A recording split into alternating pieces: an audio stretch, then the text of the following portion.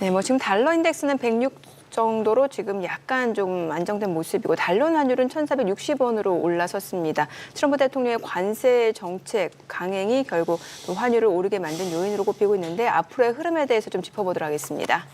네, 이정만 한양대학교 경제금융대학 부교수 모셨습니다. 어서 오세요, 교수님. 어서 오세요. 네, 안녕하십니까. 네, 지금 교수님 이제 오늘 한번 환율을 한번 짚어봐야 될 텐데 우리가 2024년 그러니 작년 9월 말에 1,303원부터 그때 저점 찍고 쭉쭉쭉쭉 올라왔습니다. 그래가지고 한 12월 27일 날 연말에는 1,486원도 봐오고 그리고 다시 한 2달 만에 또 24원 왔다가 다시 60원대 오니까 조금 이제 다시 또 긴장감이 고조되는 그런 양상이에요. 지금 이제 트럼프 대통령의 관세 위협 이 자체는 그러면 달러는 강해지는 요인이라고 봐야 됩니까? 일단은 환율이 변화한 네. 요인은 뭐 몇 가지가 예, 있는데 예. 일단 정치적 불확실성은 네. 그러니까 환율을 우리나라 원달러 환율을 올리는 중요한 요인이긴 합니다. 불확실성이 커지면 커질수록 안전 자산에 대한 수요가 크게 늘어나면서 네. 그리고 기본적으로 환율이 올라가는 그러니까 달러가 강해지는 이런 경향성이 있다라고 보시면 될 것 같고요.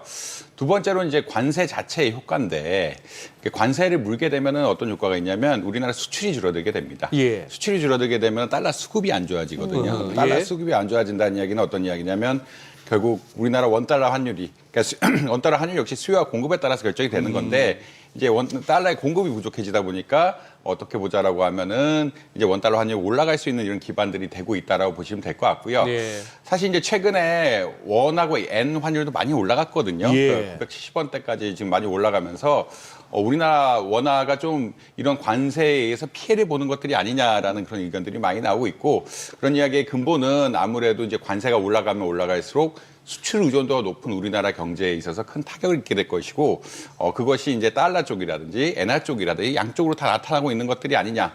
그래서 아까 앵커님 지적하셨는데 달러 인덱스에 비해서 네. 지금 원달러 환율이 많이 오르고 있거든요. 그렇습니다. 그만큼 이제 관세에 의한 정치적 불확실성에 대한 피해, 그다음에 관세 자체가 실제로 이제 부과될 것이라고 생각을 하면서 증시도 지금 안 좋은 영향을 받고 있긴 한데 이 관세 자체가 외화 수급에 영향을 미치는 것들이 진짜로 부정적으로 나타날 가능성이 높아지다 보니까 원달러 환율, 원엔 환율 같은 것들도 부정적으로 좀 나타나고 있다라고 아마 이해하시면 되지 않을까 그렇게 생각을 하고 있습니다. 지금 2월달 이제 금통위 금리 인하를 했습니다. 2.75%로 지금 됐는데 이제 내수 부양을 위해서 통화 완화 정책을 하겠다라는 의지가 읽히고 있는 상황이고 올해 경제 성장률 전망치도 1.5% 지금 하향 조정한 상황이죠.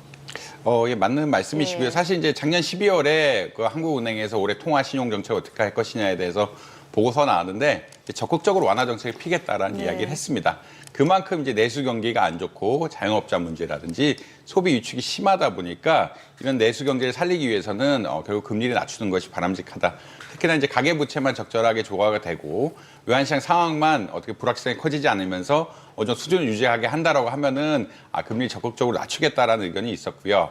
실제 이제 외국계 금융사 같은 경우에는 올해 하반기 가면은 한 2.25%대까지 낮춰지지 않을까라고 예측을 조심스럽게 하는 어떠한 뭐 전문 기관들도 많다라고 아마 이해하시면 될 것 같습니다. 그만큼 이제 경제 성장률이 안 좋아지고 있고 특히나 내수 부진에 따른 경제 성장률이 안 좋아지고 있다라는 이런 측면들 때문에 그렇다라고 보시면 될 것 같고요. 한국은행 사실 올해 원래는 뭐 경제 성장률 1.9%대, 8%대, 1점대 후반을 이야기했는데 지금 1.5%로 확 낮췄거든요. 그만큼 내수 경기가 안 좋다라는 이런 반증이라고 보시면 될 것 같고 이것이 이제 단기간에 해결될 것이냐에 대해서도 좀 부정적인 의견들을 계속 내보이면서 통화 정책을 적극적으로 쓰겠다라는 의지를 표명하고 있다. 그러니까 이창영 한국은행 총재님께서 결국은 이 구조적인 그러니까 우리나라 신성장 동력을 발휘하지 못하고 내수 부진이 고령화 같은 상황에 의해서 구조적으로 문제가 고착화 되고 있는 이런 양상들을 지적하고 있고요. 이런 것들 때문에 결국 금리를 좀 낮추면서 투자를 유도하고 산업구조 변화를 유도하고 뭐 부동산 PF도 정리하는 이런 전방적인 양상을 보이고 있다라고 보시면 될 것 같습니다. 그래서 그만큼 한국 경제가 어렵고 이런 어렵기 때문에 금리를 낮춰야 된다는 논조는 작년부터 나오고 있었고 이게 산업의 문제, 내수의 문제가 겹치면서 이런 것을 단기적으로 회복하기가 좀 어려운 상황들이 되고 있다라고 아마 이해하시면 될 것 같습니다.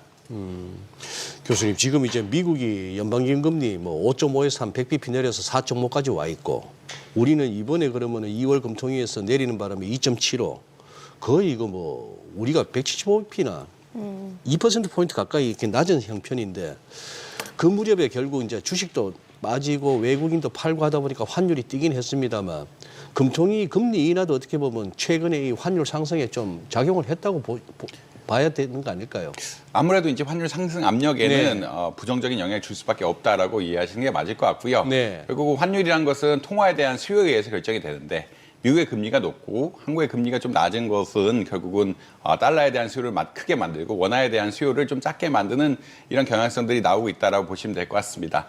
다만 근데 최근에 미국의 지표들이 역시 이제 좀 물가 안정돼가는 약간의 모습들을 보이고 고용 같은 지표들이 안 좋아질 것들이라는 얘기가 나오면서 장기적으로는 좀 그러니까 사실 올해 초보다는 금리가 좀 더 떨어지지 않을까라는 이야기들이 나오고 있거든요. 그런 이야기는 아무래도 관세에 대한 이슈, 관세가 결국 경기 침체를 유도하고 경기 침체가 되면 미국도 금리를 어쩔 수 없이 낮춰야 되는 게 아니냐라는 논의가 나오면서 뭐 지금 기준금리 격차 중요하고 이것들 때문에 환율이 좀 오르는 경향도 있긴 하지만 결국 환율이란 것은 이제 단기 금리뿐만 아니라 이제 중장기 금리에도 영향을 받는 것이고 미국도 이제 최근 경기 상황이 그러니까 2월 달 들이면서 또 지금 계속 나오는 것처럼 관세를 실제로 부과한다라는 의견들이 나오기 시작함으로써 좀 전망들이 안 좋아지고 있거든요. 안 좋아진다는 얘기는 금리를 낮출 확률도 여지가 좀 높아지고 있고 그렇기 때문에 이제 이것들이 뭐 단순하게 비교할 건 아니다. 근데 그럼에도 불구하고 말씀하신 것처럼 이 기준금리 격차가 난다는 것은 환율이 오를 수 있는 기반은 뭐 만들어 놓은 이런 상황이다라고 보시면 될 것 같습니다.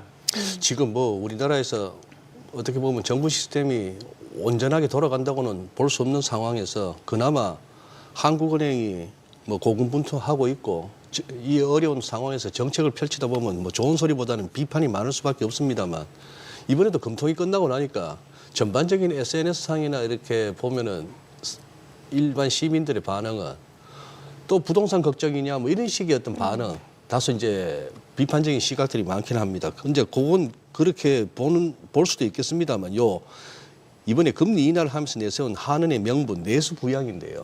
교수님 견해가 궁금한 게 이런 식으로 하면 이제 뭐 금리 격차가 됐건 뭐가 됐건 환율은 자꾸 이렇게 올라가고 환율 올라가면 우리 같은 경우는 수입 물가는 오를 수밖에 없고 이렇게 됐을 때 이게 과연 내수 부양이라고는 정책 목표 달성에 좀 어려움을 주는 거 아닌가 싶어서 서로 상충되니까요.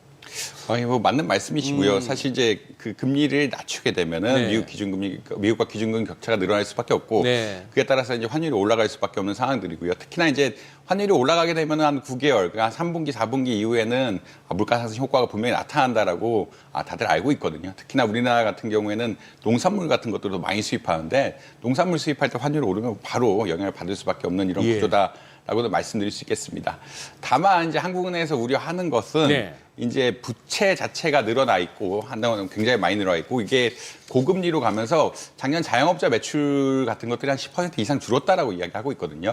그러니까 이제 금리 부담이 높은 상태에서 자영업자 매출 자체가 줄다 보니까 이것들이 장기적인 내수 침체로 이어지지 않을까라는 우려들이 있는 것이 분명한 사실이다라고 아마 이해하시면 될 것 같습니다. 결국은 환율이 그러니까 금리를 낮추게 되면 환율이 좀 올라가면서 물가 상승 압력이 있긴 한데 지금 지표 자체가 뭐 순이익이라든지 물가 어떻게 보면 매출, 자영업자 매출 같은 것들이 10% 내외로 급격하게 감소하면서 이것을 유지할 수 있느냐 없느냐. 그러니까 너무 금리가 높은 상태에서 자영업자들 빚이 많고 소비가 위축이 되면은 이 산업 자체가 좀 무너지는 게 아니냐라는 우려들이 분명히 있는 것이 사실이다라고 보시면 될 것 같고요. 이것을 결국 경중을 맞춰서 통화 정책을 할 수밖에 없는 이런 상황이긴 한데 한국은행 입장에서는 사실은 지금 내수 부진이 이런 외환시장 문제보다 조금 더 심각하다고 보시면 될 것 같고 이것이 부채가 늘어난 것의 효과 그리고 금리가 높았던 것의 효과가 작년부터는 너무 눈에 띄다 보니까 이런 것을 좀 고려해서 통화 정책을 운용해야 되는 것이 아니냐라는 의견들이 나올 수밖에 없다라고 좀 이해하시면 되지 않을까 개인적으로 그렇게 생각을 하고 있습니다. 환율이 조금만 이렇게 불안하게 움직이면은 뭐 유튜브 같은 데서는 굉장히 으스스한 썸네일들이 막 보입니다. 이러다 2,000원도 가네 이러고 하는데 우리가 뭐 IMF 때 2,000원이야 그렇다 치고 우리가 기억에 남는 고점은 금융위기 때 한 1,600원 근방이었습니다. 교수님 지금 우리나라 펀더멘탈이 진짜 1,500원, 1,600원 넘어서 2,000원 어떻게 그게 가능하다고 보십니까? 거기 펀더멘탈한 이슈는 경제 성장률에 관한 이슈라고 보시면 될 것 같은데 경제 성장률이 높은 나라가 금리를 높게 매길 수 있고 금리를 높게 매긴다는 얘기는 결국은 금리 격차가 나면서 환율이 그러니까 예를 들어서 미국의 경제 성장률이 한국의 경제 성장률보다 높다라고 이야기하면은 금리 수준 같은 것들이 차이가 나면서 네. 환율이 올라갈 수 있는 이런 구조다라고 이해하시면 될 것 같고요. 장기적으로 학자들이 봤을 때는 이게 좀 열려 있다. 환율이 올라가는 것은 열려 있다고 생각합니다. 왜냐하면 그 인구 문제가 너무 심각하기 때문에 네. 그렇다라고 보시면 될 것 같고 최근에 사실 한국은행 보고서들 보면은 뭐 2040년에 마이너스 성장을 할 것이다. 그리고 2차 베이비 부머라고 이야기하죠. 1964년생부터 1974년생의 은퇴가 매년 경제 성장률을 한 0.3%포인트 정도는 깎아먹을 것이 아니냐라는 부정적인 견해들이 굉장히 많이 나오고 있습니다. 그렇다는 이야기는 어떤 거냐면 구조적으로 좀 저성장 국면으로 갈 가능성이 높고 이게 아무래도 인구가 줄어들게 되면 소비가 위축이 되고 소비가 위축이 되면 투자가 위축이 되면서 또 고용이 위축되는 이런 채널들이 분명히 있기 때문에 이런 것이 구조적으로 좀 경제 성장이 낮아질 것이다. 미국은 사실은 굉장히 큰 국가긴 하지만 AI 전환에 의해서 수혜를 좀 보고 있고 이런 것에 따라서 경제 성장률이 2%가 잠재적인 성장률이 2%가 넘어가는 게 아니냐는 의견들이 많이 나오고 있거든요. 한국은 1%대 마이너스대로 내려가고 미국은 2%대로 올라간다라는 이야기는 사실은 이제 환율이 지속적으로 올라갈 가능성은 열려 있다라고 이해하는 게 맞는데 다만 이게 지나치게 빠르게 오른다든지 이런 것들은 좀 한국 경제 상황이 부정적이기도 하니까 전반적으로 관리를 하고 있는 양상들이다. 그러니까 경제 펀더멘털 자체가 차이가 나고 있고 이게 산업 경쟁력의 문제뿐만 아니라 한국은 인구 문제가 심각하게 걸쳐 있기 때문에 이게 극복하기가 좀 쉽지 않은 상황들이고요. 미국은 AI 전환이라든지 인구 문제 이게 모든 면에서 좀 좋다 보니까 환율 좀 상향에 대해서는 많이 오픈해 놨다라는 것들이 뭐 전문가들 의견이다라고 말씀드릴 수 있을 것 같습니다. 이번에 미 연준 스탠스 좀 여쭤볼게요. 사실 최근에 나온 미국의 경기 지표만 놓고 봤을 때는 약간 둔화되는 양상이다 보니까 미 연준이 올해 금리 인하를 조금 더 시기를 앞당길 것이다라는 전망이 나오고 있는 가운데 오히려 제롬 파월 연준 의장은 좀 금리 인하 신중해야 된다는 입장을 계속해서 고수해왔단 말이죠. 이게 실제로 물가 상승률 둔화가 나타나지 않고 있기 때문에. 근데 최근에 나온 PC 같은 경우는 약간 좀 둔화되는 양상인데 이러면 연준의 스탠스 자체가 약간 조금 바뀔 수도 있는 건가요? 이제 뭐 PC 소비 지출 물가 지수가 이제 세 달 연속 오르다가 이제 조금 줄어 0.1%포인트 떨어지면서 이제 좀 안정이 되는 것이 아니냐라는 의견들이 나오고 있긴 하고요. 근데 이제 뭐 언제 물가를 금리를 인하할 것이냐의 결정이긴 한데 아직까지 3월에는 인하하지 않을 가능성이 좀 높은 것 같다라는 의견들이 지배적인 것 같긴 합니다. 그러니까 이제 PC 물가 가격 지수 같은 것들이 조금 더 떨어지는 것이, 그러니까 조금 더 떨어져야 물가 상승 압력이 줄어들었다고 감안을 하고, 이게 물가 상승 압력이 줄어들어야 이제 통화 정책, 흔히 말하는 금리 내리는데 좀 부담이 없다라고 생각을 하고 있고요. 그래서 뭐 예측은 이제 6월 달쯤은 돼야 되지 않느냐. 그러니까 피벗을 빨리 한다는 얘기는 이제 3월 FOMC 회의에서 금리를 낮춘다는 이야기인데 그런 기대감은 조금은 아직까지는 좀 희석되어 있는 상황이긴 하다. 그러니까 뭐 사실 실업률 같은 지표 역시 아직 4%대를 유지하고 있고 소비 지출로 측정한 미국의 물가 지수 역시 2.5%면 높긴 하거든요. 높긴 하고 있기 때문에 아직까지 조금 연준의 입장은 좀 부정적인 것 같긴 하다라고는 있는 것 같긴 한데 다만 뭐 다른 경제 지표들이 지금 안 좋아지고 고용 지표라든지 이런 것들이 안 좋아지고 있다는 이야기는 계속 나오면서 이제는 사실 작년만 해도 올해 금리를 2번 내릴 거다라는 의견들이 많았는데 이제 3번에 대한 이야기도 좀 나오긴 하다라고 아마 이해하시면 되지 않을까. 그러니까 이제 물가 조금 안정이 되고 경기가 나빠진다는 시그널이 확실히 오게 되면은 금리 인하에 대한 기대감, 금리 인하 속도에 대한 기대감 분명히 있다라고 말씀드릴 수 있을 것 같습니다. 그럼 연준에 이어서 한번 교수님 일본은행 BOJ 스탠스도 한번 좀 짚어주신다면요. BOJ는 사실은 최근에 이제 금리 인상에 대한 이야기를 계속 하고 있고요. 이것이 아무래도 엔화 가치가 너무 떨어졌다라는 의견들이 지배적입니다. 엔화 가치가 너무 떨어지면서 이거 일본의 경제력 같은 것들이 좀 손해를 보는 것이 아니냐라는 의견들이 나오고 있고 최근에 그러니까 일본의 임금 상승률 같은 것들이 거의 이제 한 30년 만에 굉장히 양으로 나오기 시작한 그러니까 수치적으로 유의한 그러니까 양의 관계가 나오기 시작하면서 좀 올려야 되는 것들이 아니냐. 그리고 이제 그러니까 BOJ 같은 경우에는 조금 특히 이제 일본 재무성의 영향을 좀 많이 받는다라고 이야기를 하고 있고 재무성 자체가 이제 아무래도 좀 일본 경제가 너무 좀 침체됐다기보다는 경제의 힘이 약해진 것이 아니냐. 그것을 뭐 어떤 엔화의 강세를 좀 보강해야 되는 이야기들이 좀 보강해야 되는 것들이 아니냐 의견들이 나오고 있기 때문에 인플레이션 어느 정도 지속된다고 하면은 뭐 금리 인상의 가능성은 오픈돼 있다. 그리고 BOJ 같은 경우에는 약간은 좀 독립적이지 않다라는 평가들이 많다. 그 말은 이제 재무성의 영향을 많이 받을 수밖에 없다라는 의견을 좀 드릴 수 있을 것 같습니다. 이 부분은 어떻게 보십니까? 뭐 저 같은 시황쟁이들이 흔히 하는 말이 주식 좀 빠지고 외환시장 살펴보니까 달러엔 환율이 내려오는 엔화 강세가 나타나면은 거기다가 다짜고짜 이제 뭐 확인도 안 하고 다들 엔캐리 청산 위협 우려 뭐 이런 게 있거든요. 학계에서 보시기에 그 소위 말하는 엔캐리 트레이드 그 실체가 어느 정도라고 보십니까? 뭐 사실 이제 8월 달에는 조금 그러니까 작년 8월에는 이제 아찔했죠. 실제로 이제 일본이 금리를 인상할 것이 아니냐라는 이야기를 나오고 있고 엔캐리 트레이드의 핵심은 사실 일본에서 얼마나 금리를 싸게 빌릴 수 있으냐거든요. 예. 그렇기 때문에 포지션 청산 같은 것들이 좀 우려가 됐는데 다만 지금은 뭐 수치적으로 봤을 때는 이런 많은 포지션 이런 뭐 파생상 포지션이라는 이런 것들이 좀 정리됐다라는 의견들이 많은 것 같거든요. 그러니까 예전보다는 엔캐리 트레이드의 규모를 좀 줄이고 있다. 그러니까 일본이 금리를 조금 오를 거다라는 이 기대감이 형성이 되고 있고 엔캐리 트레이드 자체가 일본의 저금리, 그러니까 일본이 금리가 낮지 않으면 좀 형성되기 어려운 이런 구조라고 생각을 하고 있기 때문에 예전만큼 리스크가 큰 것 같지는 않다라고 이게 한번 뒤집었고 그때 이제 포지션 청산 같은 것도 좀 이루어졌기 때문에 그 정도는 아닌 것 같다. 그리고 일본이 금리를 올리게 되면 NK 트레이드 말 자체가 좀 성립을 안 하는 이런 상황이기 때문에 뭐 조금 예전보다는 뭐 리스크가 좀 줄어든 게 아니냐라는 의견들이 많은 것 같다라고 보시면 될 것 같습니다. 최근에 미국 쪽에서 나오는 것도 스태그플레이션 얘기 있잖아요. 여기에 대해서는 가능성 어떻게 보세요?